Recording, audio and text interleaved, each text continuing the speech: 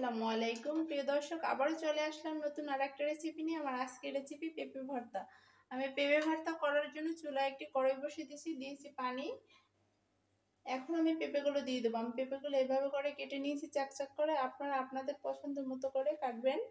এখন আমি আগে পেঁপেগুলো সেদ্ধ করে নেব।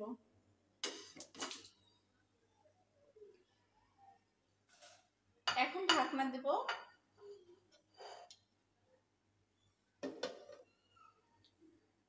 পেঁপে কখনো পেঁপে কখনো কেটে ধুতে যাবেন না, তাহলে পেঁপেটা সেদ্ধ হতে লেট হয়। আগে ধুয়ে নেবেন, তারপরে কাটবেন। সেদ্ধ না হওয়া পর্যন্ত অপেক্ষা করব।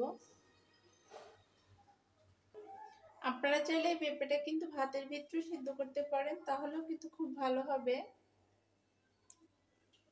পেঁপেটা আমার ভালোভাবে সেদ্ধ হয়ে গেছে। এখন নামিয়ে ফেলবো। নামিয়ে আমি শিলপাটায় বেটে নেবো। আপনারা চাইলে হাত দিয়ে একটু ডলে নিতে পারেন, নয়তো ব্লেন্ডারে দিতে পারেন, আপনাদের ইচ্ছা। আমি এখন শিলপাটায় বেটে নেব।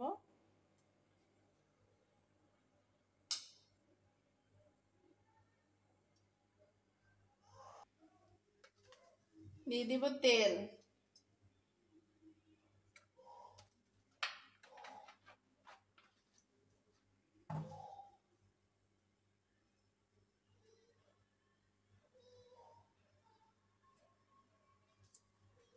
ভর্তাটা বাগারের জন্য আগে আমি মরিচগুলো দিয়ে দেব, শুকনো মরিচগুলো।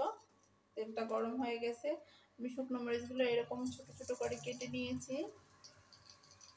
আপনারা চাইলে হাত দিয়ে ডলে দিতে পারেন, আবার আস্ত দিতে পারেন।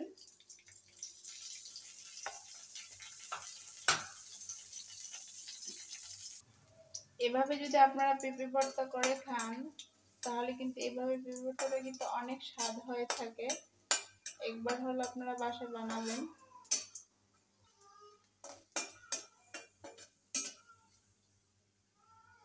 মরিচটা যখন একটু কালার চলে আসবে, তখন দিয়ে দেবো পেঁয়াজ কুচি।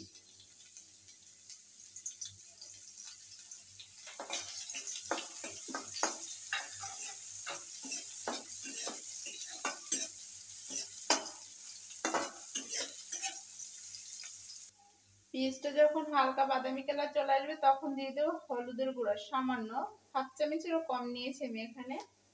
হলুদের গুঁড়োটা দেওয়ার পরে একটু নাড়াচাড়া করার পরে পেঁপেটা দিয়ে দেব। যে বেটে রাখা পেঁপে আমি এখন দিয়ে দেব।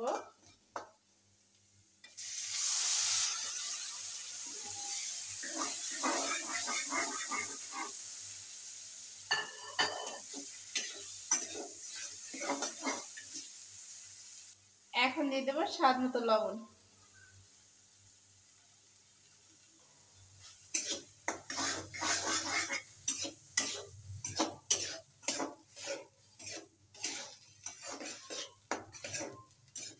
আজকে যদি আমার এই পেঁপে ভর্তা রেসিপিটি আপনাদের কাছে ভালো লেগে থাকে, তাহলে অবশ্যই একটা লাইক, কমেন্ট, সাবস্ক্রাইব, বেশি বেশি শেয়ার করবেন।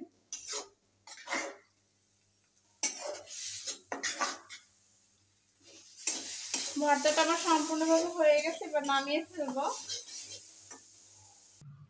এভাবে যদি আপনি বাসায় ভর্তা তৈরি করেন, তাহলে আপনার মাছ মাংস ফেলে ভর্তা দিয়ে চেটে একটু ভাত খাবে পেট ভরে। কিন্তু অবশ্যই একবার হলো আপনি বাসায় ভর্তাটা ট্রাই করবেন।